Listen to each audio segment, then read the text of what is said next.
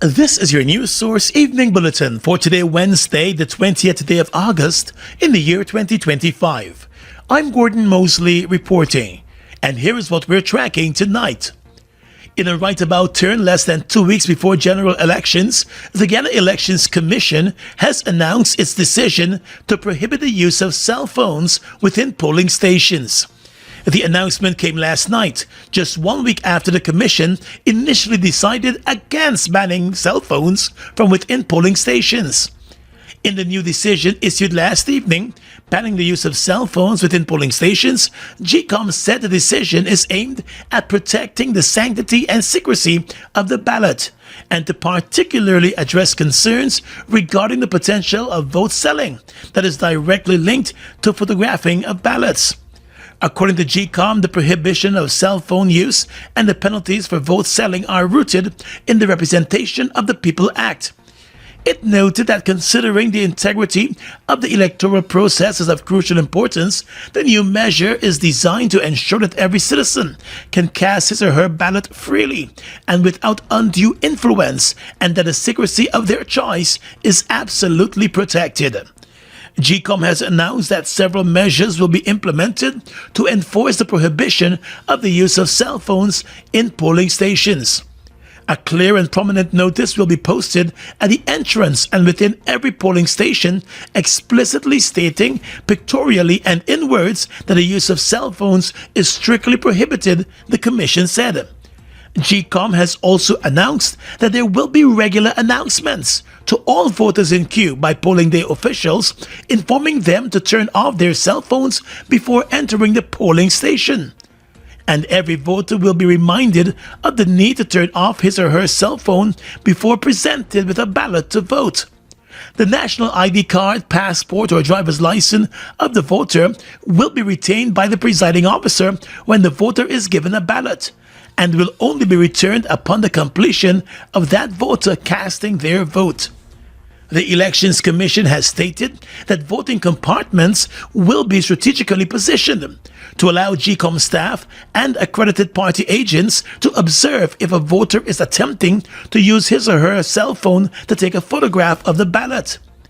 Noting that the observation will be respectful of voter privacy while maintaining vigilance against the use of cell phones in polling stations, GECOM said in the event that a voter is observed attempting to photograph his or her ballot, the election staff and or party agents will immediately raise an alarm to prevent the action. GECOM has stated that any voter observed taking a photograph of the ballot paper will result in a formal note being made of the incident and the report submitted to the police for investigation. The Commission has also stated that there will be a designated desk or table placed next to each voting compartment, where voters will be instructed to place their cell phones before using the voting compartment to cast their vote, providing a visible location for phones by all concerned during the process. The Elections Commission says its officials will instruct every voter to place their phones on the designated desk or table before proceeding to the voting compartment, and that instruction will be clear and consistently applied to all voters. The Commission has also stated that its decision to prohibit the use of cell phones within polling stations aligns with international best practices for election administration, which often include provisions to protect ballot secrecy and prevent electoral fraud. The Guyana Elections Commission has also reminded that the selling of a vote constitutes a serious electoral offense, which carries significant penalties, including a $65,000 fine and imprisonment for a term of 6 months. More news coming up in just a moment.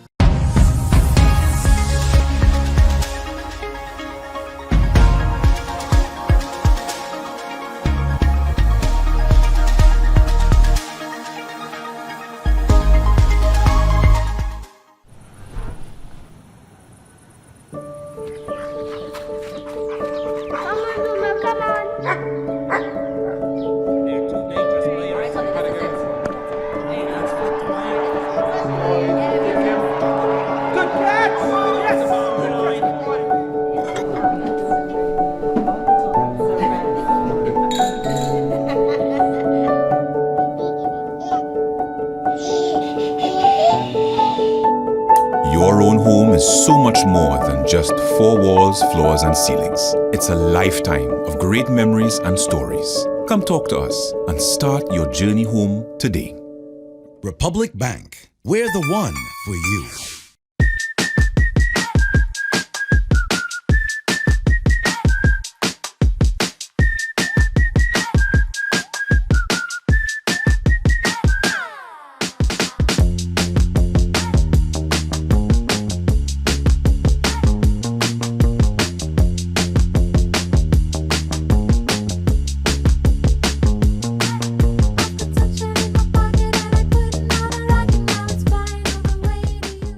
In Guyana, roads don't give you a break, and neither should your truck. That's why there's the Isuzu D-Max, built with turbo diesel power, high clearance, and 4x4 control that owns the off-road.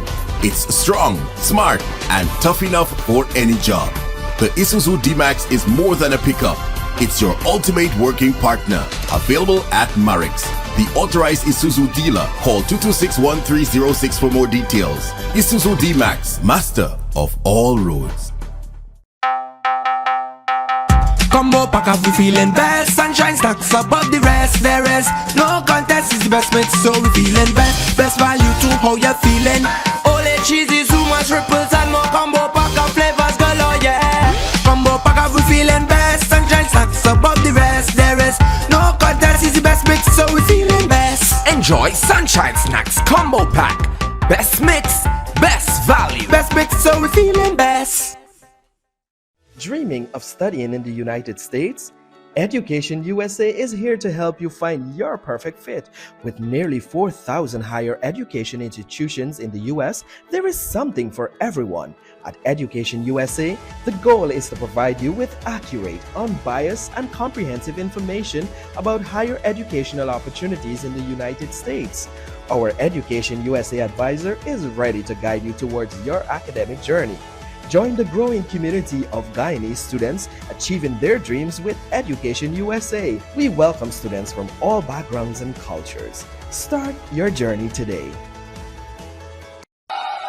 We ready, time to remove the curse. The APNU Coalition campaign now moved to Region 5.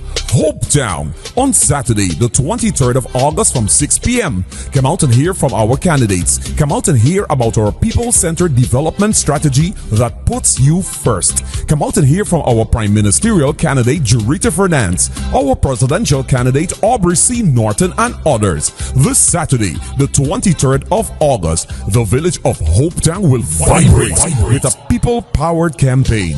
APNU. Putting people first. Time to remove the curse.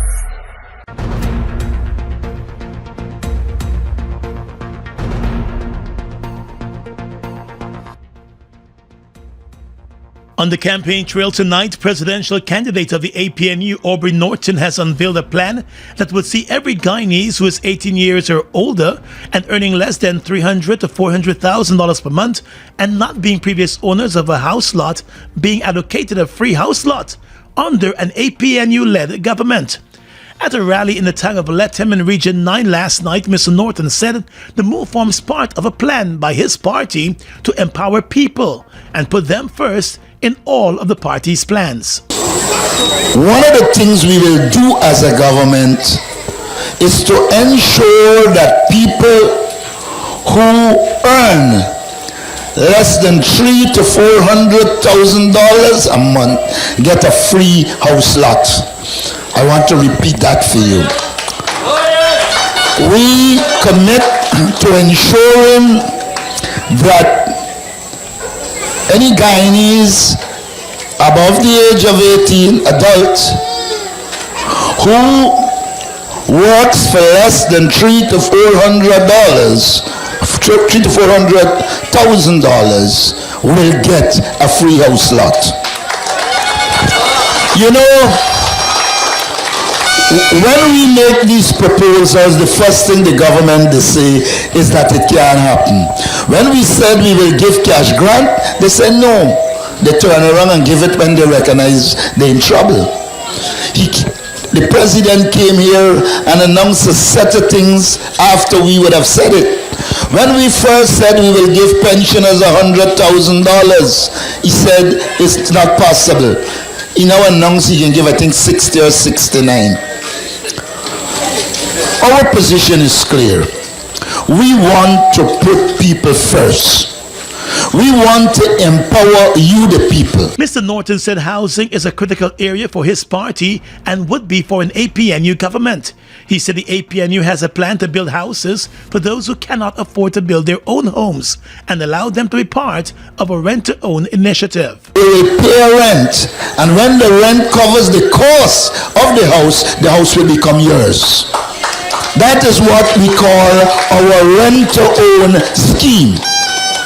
We will develop rent-to-own schemes so that you, the people, can not just get homes, but get modern homes with the facilities that are needed. The presidential candidate also told the residents of Lethem that the government under his watch would put better systems in place to ensure that they get more involved in businesses and have greater access to government contracts. The law provides for 25% of contracts to go to small contractors. We are going to create a core of small contractors in the hinterland that can carry out the work in the hinterland.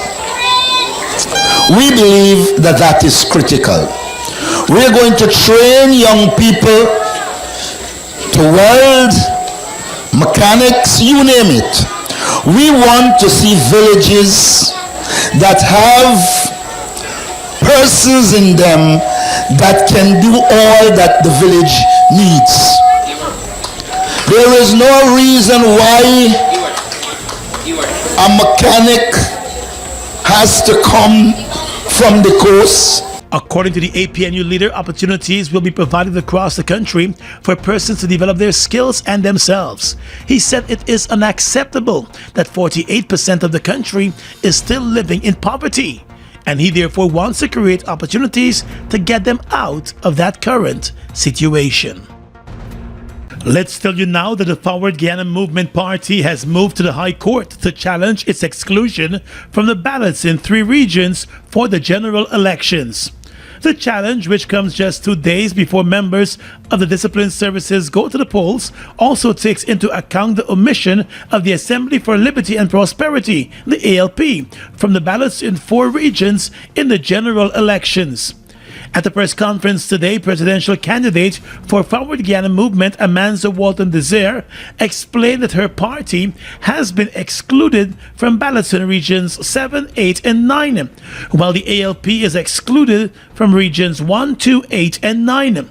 She contends that the 2 parties have met all legal requirements to contest the general elections. She argues that GECOM's exclusionary ballot practices violate Articles 59, 149, and 160 of the Constitution, as well as provisions of the Representation of the People Act, and is taking place amid assurances by the Elections Commission through its correspondences that once parties contest in a minimum of 6 regions, they would be eligible to contest in the general elections. Electors in these regions are denied the opportunity to vote for duly approved national lists. Contrary to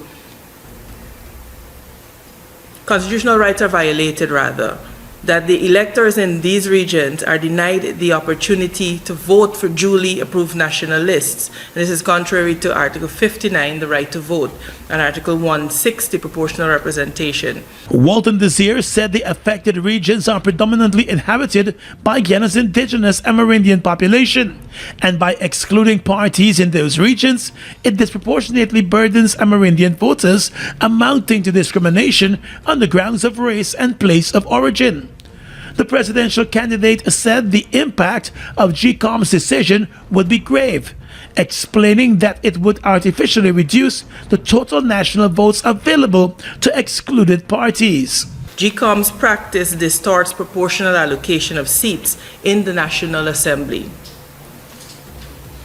Crystal Hadassah Fisher, a registered elector in Region 9 and a candidate on the national list, the plaintiff, is arguing that GECOM's ballot design is unconstitutional, discriminatory, and silences the voice of rural and indigenous communities. Through its attorney, Dr. Vivian Williams, the Forward Guyana movement is calling on the court to declare that elections held without full party inclusion will be null and void. It also wants the court to order GECOM to refrain from excluding any duly qualified party from national ballots, and for GECOM to be directed immediately to include the Forward Guyana movement list of candidates in Regions 7, 8, and 9. Walton Desir said the Forward Guyana movement will continue to hold GECOM accountable and to ensure that the elections are free and fair. This court challenge, rather, is not just about a technicality. It is about giving the people of Guyana the knowledge and fair choices they need to make the right choices come September 1 and indeed in any election we are going to have in this country. When voters are denied the full truth of their options, democracy itself is weakened.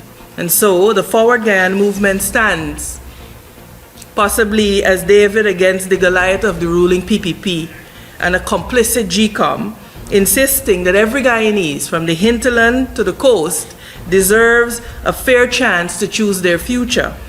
This fight is about fairness, it is about dignity, and it is about ensuring that no community is silenced or treated as a second class in their own country. With the application submitted to the court, the party is now awaiting a date for the hearing. Friday, August 22nd is the day. Come out to the World site on Mandela Avenue at 5 p.m. for the PPPC's public meeting. The main speakers are the Honorable Minister of Public Works, Bishop Juan Hedger, the Honorable Attorney General, Anil Nandalal, and the Honorable Minister of Labor, Joseph Hamilton. Other speakers are James Bond, Siobhan Dugan, Colleen Sampson, and Alicia Amos. This meeting will be chaired by Steve Ninville. The PPPC's public meeting, Friday, August 22nd at World site in West Rhineville. Forward together for a better Guyana. Vote PPPC. The moment is coming. He has the ball. Will he make the shot? And he made it. Goal! This is the biggest win we've seen in ages. Feel the rush with every bet and win big.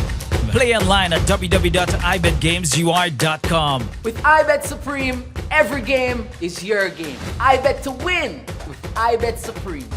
Must be 18 years and older to bet.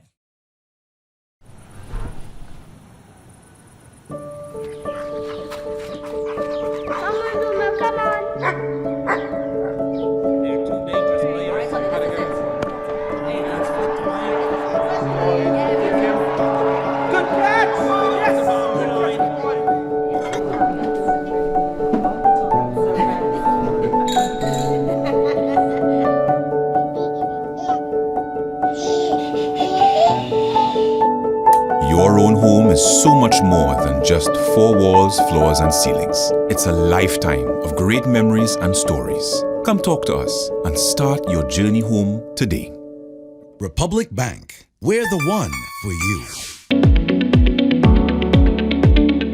When you are identified at the polling station as the voter you claim to be, you will be given a ballot paper for you to vote. The election official who gives you the ballot paper must stamp it in your presence at the back of the top section and bottom section with the official 6-digit number of the polling station. If you are given an unstamped ballot paper to vote, it is your right to insist that it must be stamped correctly before you accept it to cast your vote. If you vote on a ballot paper that is not stamped with a 6-digit number, your vote will not be counted because a ballot paper that is not stamped is not valid. It is your constitutional right and civic duty to vote at the upcoming general and regional elections, providing you are listed in the official list of electors. Vote early on election day. For further information, contact GECOM on 225-027-729, 226-6557, 223-9650, or visit the GECOM website at www.gecom.org.gy. Washie. Hi people. Washing made so easy since I found Washie. Washing me use wash me clothes and I can say Washie soap powder wash clothes so nice. Washie soap powder leave your clothes color bright. Washie soap powder leave me clothes smelling nice, of course. So give thanks to Washie soap powder for doing my laundry right. Keep my clothes color bright, have my clothes smelling nice for sure. I could not ask for more. Comes in lemon and original. It is a washing machine in a pack. Washie soap powder, wash clothes so nice. Washie soap powder, leave your clothes color bright. Washie soap powder, have my clothes smelling nice, of course. Distributors located in the Stabrook Market.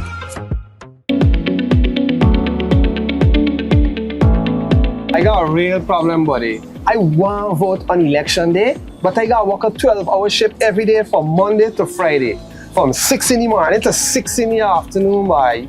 I got the same problem. I registered to vote in Kitty where I live in, and I walk in till up in Linden. And I only get Sunday for go home, and then back again Monday for work. You know, truly speaking, the hours you work in and the place where you work should not prevent you from voting. Really? How come?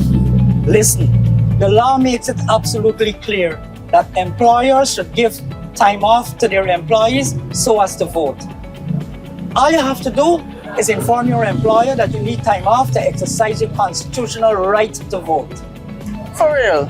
That's exactly what I can do. Hey, me too, buddy. Yeah. I didn't do that so bad. For more information, contact the GECOM on 225-027729 or visit www.gecom.org.gy. The new Tushin Secondary School on the East Bank of Essequibo was commissioned this afternoon. And describing the school as a second-to-none one, President Irfan Ali said a new school can match any such facility in Latin America and the Caribbean. The president said the school is not just another building, but it lays the foundation for a new Guyana, where every person, irrespective of their geographic location, must have an opportunity. What sense would it make to have all of the natural resources, but not have the scientists, the engineers, the economists to multiply this value? What sense would it make to have billions of dollars flowing into our economy, but not have the children prepared to turn that wealth into opportunity? It would make absolutely no sense. One day, our natural resources will be depleted. One day, it will not be to the extent that we have it. But the minds of our children, once educated, will never run dry, or will knowledge ever be extinguished. President Ali said his government will continue to support education, whether it's in the arts, technical or vocational levels, and will construct facilities to aid in the development of students. The Tushin Secondary School is one of 5 secondary schools being constructed in the region and will house some 800 students. I have been opening so many schools over the past months that I simply lost count. But that tells also a story in itself. It speaks to the number of schools that we are building, the schools that are being renovated, and schools that are being extended and rehabilitated. But it's not only the building of schools, it's the integration of our education system. The one flat $864.7 million Tushin Secondary School will have several allied buildings featuring 24 classrooms, laboratories, a TVET center, a canteen, a multi-purpose hall, a cafeteria, a sanitary block, fire prevention mechanisms, and an outdoor recreational facility. Education Minister Priyamanak Chan said the new school forms part of the government's push to ensure universal access to education. In 3.5 years, we have built 6 to 7 nursery schools across Guyana. In 3.5 years, we have built 4 to 5 primary schools across Guyana. And in 3.5 years, we have built or are building 42 secondary schools across Guyana. Manik Chan announced that by September of 2026, children all over the country will be able to go to a high school close to where they live and be able to pursue studies in any area that they desire. While noting that it did not observe voter registration and has not assessed the quality of the voters list, international observer the Carter Center in a pre-election report has said it has also not received any evidence of inflation of the voters list. The official list of electors has 757,690 voters listed. A number of the political parties contesting the upcoming elections have voiced their concern about the size of the voters list and its growth by more than 100,000 since the last elections 5 years ago. The Carter Center in its report stated that following court decisions and legislative changes, registered voters cannot be removed from the list on the grounds that they no longer reside in the country. The center said while recent changes to the legal framework sought to be responsive to past concerns about removal of the deceased from the list and an expansion of GECOM's ability to engage with a wide range of agencies, further efforts are required in the area. According to the Carter Center, those factors contribute to the size of the list. And while the relative size of the official list of electors raises concerns for many Guyanese, it has not received evidence of inflation of the voter roll. It was noted that the Guyana Elections Commission conducted an abbreviated claims and objections period for the 2025 election between the 16th and 22nd of June. And during that period, GECOM said it received a total of 6,563 claims, along with 4 objections. The Carter Center said GECOM ultimately certified the official list of electors on the 29th of July. The center noted that many interlocutors have raised concern about the size of the official list of electors. It said while the government conducted a new census in 2022, the results have not been released, and that is regrettable, and a regrettable lapse, which obscures public understanding of basic population demographics and their potential relation to the size of the voters list, the Carter Center said. The Carter Center is among the international observers in Guyana for the September 1 elections.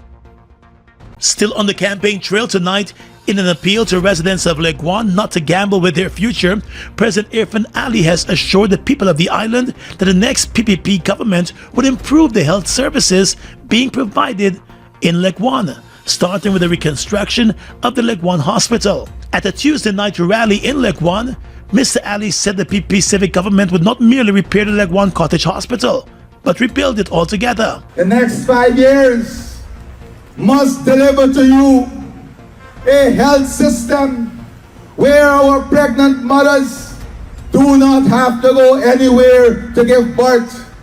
That is why we are going to not only rehabilitate but rebuild your hospital to a standard and class that is befitting anything you see on the coast. He said the healthcare system will be expanded to respond to the island's growing population. In the agriculture sector, Mr. Ali admitted that all is not well. He said the PPP civic administration is cognizant that drainage and irrigation issues on the island of Leguan are hampering the agriculture sector, in particular the rice industry.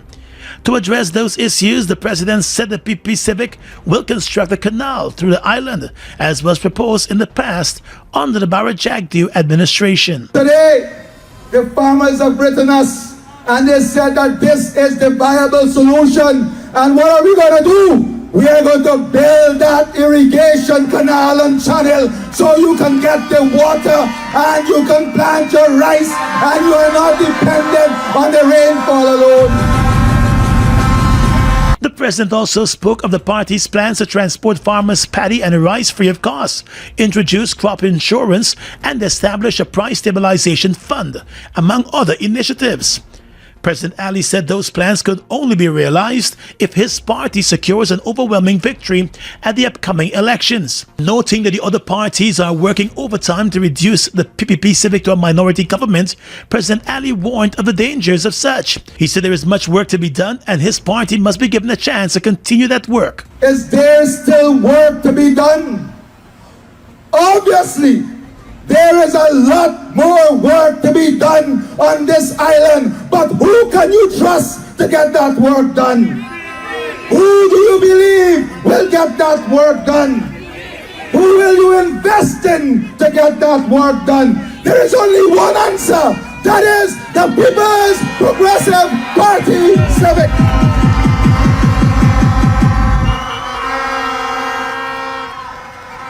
And we shall not rest until the work is done on this island, when you have the quality of life and the access to the quality of life like any other Guyanese anywhere else in this country. Meanwhile, Attorney General Anil Nandlal, in his address to the residents of Leguan, said Guyana is at a very critical juncture in its development, and it is therefore important for the country to be led by a leader who has demonstrated his prudent management of the country. Nandlal said President Ali has set Guyana on a transformative path with developments in key areas. We ready, time to remove the curse. The APNU coalition campaign now moves to the east bank of Demerara, Mocha Arcadia, on Friday, the 22nd of August from 6 p.m. Come out and hear from our candidates. Come out and hear about our people-centered development strategy that puts you first. Come out and hear from our Prime Ministerial candidate, Jurita Fernandez, our presidential candidate, Aubrey C. Norton, and others. This Friday, the 22nd of August, Mocha Arcadia will vibrate with a people-powered campaign. APNU, putting people first. Time to remove the curse.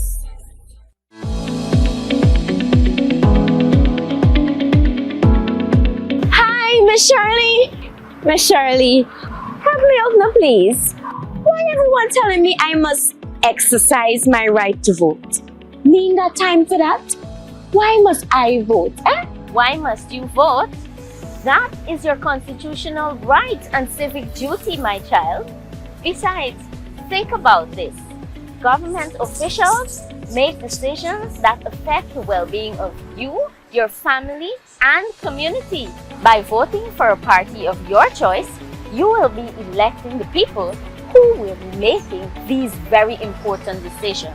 If you don't vote, then you will allow the people who vote to choose government officials without your input. Those others may not share your views about issues that matter to you. Wait.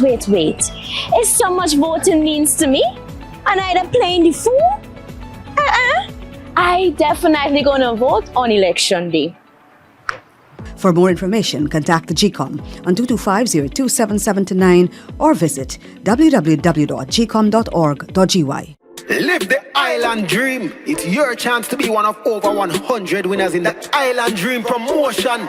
Win your share of more than $1 million in cash and prizes, plus 2 all-inclusive weekend staycations for 2. And that's not all. Score coolers packed with Busta, Turbo, Altitude, and Viva. Just buy any can or bottle of Turbo, Busta, Altitude, or Viva. Find the code starting with BB. Then visit at Busta Guyana or Turbo_Caribbean on IG or Facebook for details. Live the island dream, get money. Live the island dream.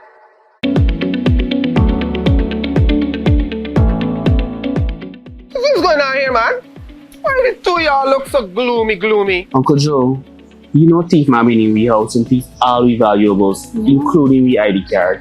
Now election come around and we want to go vote. We ain't get no ID card to identify ourselves. Now we can't go vote. Well, you need to apply to GECOM to have your ID cards replaced. But you need not worry that you won't be able to vote because you don't have your ID cards. GECOM has put other measures in place to accurately identify voters like you who may not have the ID cards. But how they gonna do that? How they gonna know is we name on the list if we don't have ID to prove it? In addition to your ID card, voters can present their valid passports or valid driver's license if they have these. Really? But further, GECOM has placed your photograph alongside your name on a folio which will be at the polling station. And if you go to the polling station without a photo ID, you will be asked to state your name and address. The elections official will look at your face and then compare it with the photo alongside your name on the folio to confirm that they are the same. Then you'll have to answer some questions to verify your identity. If the election official is satisfied that you are the person who you claim to be, you will be allowed to vote after taking an oath of identity. So you get to vote? For more information, contact the GECOM on 225-02779 or visit www.gecom.org.gy. Guyana's economy is rapidly transforming, and we're all part of it.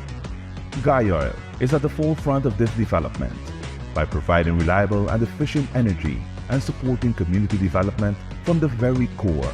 100% of Guyoil's profit goes back to building schools, roads, and other important infrastructure that connects our cities and towns, providing fuel to domestic, marine, industrial, and aerial transportation. Guyoil has now repositioned itself as a market leader in the petroleum industry, building a better future for all of us.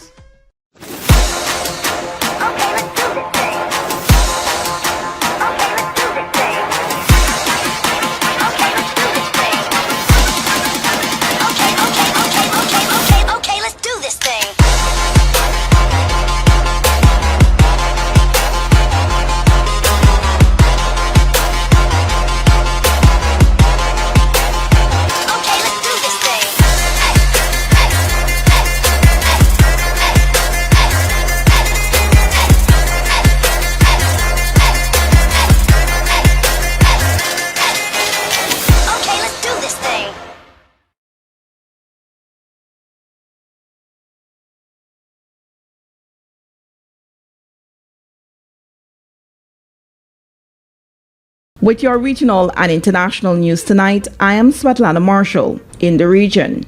The United States has accepted a request for consultations from Brazil at the World Trade Organization (WTO) regarding tariffs it imposed on its goods, even as it argued the levies are a matter of national security, according to a document posted on the WTO website. President Donald Trump slapped a 50% tariff on most Brazilian imports earlier this month in response to what he called a witch hunt against his Brazilian ally, former President Jair Bolsonaro, who is on trial on charges of plotting a coup following his election loss in 2022. In the document submitted to the WTO on Monday, the U.S. argues that certain requests from Brazil relate to issues of national security, which are political matters not susceptible to review or capable of resolution by WTO dispute settlement. The tariffs, the document added, were necessary because recent policies and practices of Brazil are undermining the rule of law and threatening national security, foreign policy, and the economy of the United States. As Jamaica prepares for its September 3 general elections, Clarendon Northwestern is shaping up to be one of the constituencies to watch, with veteran politician Richard Hassan seeking a return to Parliament and newcomer Warren Newby pledging to chart a new course. Hassan, the People's National Party (PNP) candidate and former Member of Parliament, expressed confidence that history will not repeat itself. What happened before will not happen again, he declared, reflecting on his 2020 defeat to Jamaica Labour Party Philip Enriquez. Hassan, who secured the seat in 2016 with a margin of more than 900 votes, was unseated in a shock result 4 years later. The outcome, which stunned many, led to a judicial recount, which ultimately confirmed Enriquez's victory. However, since then, residents have been openly critical of Enriquez's stewardship, accusing him of neglecting the constituency and being absent since taking office. For Hassan, the experience has been a sobering lesson for voters. And finally tonight, international news. Alongside a massive build-up in conventional military firepower, China has embarked on a rapid and sustained increase in the size and capability of its nuclear forces, according to the U.S. military and arms control experts. Reuters, in a report today, said the commander of the U.S. Strategic Command, General Anthony Cotton, told Congress in March that the directive from Chinese leader Xi Jinping that China's military be ready to seize Taiwan by 2027 was driving a buildup of nuclear weapons that could be launched from land, air, and sea. In its 2023 National Defense Policy, China renewed its long-standing pledge that it would not be the first to use nuclear weapons under any circumstances. The so-called no first use policy also includes a promise that China will not use or threaten to use nuclear weapons against a non-nuclear armed state. In response to questions, the Defense Ministry in Beijing said a nuclear war cannot be won and must not be waged. China, it said, adhere to a nuclear strategy of self-defense and pursues a no first use policy. In its annual report on Chinese military power, the Pentagon said despite China's public stance, its strategy probably includes a possible first use in response to conventional attacks that threaten the viability of its nuclear forces, command and control, or that approximates the effect of a nuclear strike. And that's your News Source Evening Bulletin for tonight. I'm Svetlana Marshall, wishing you a pleasant evening.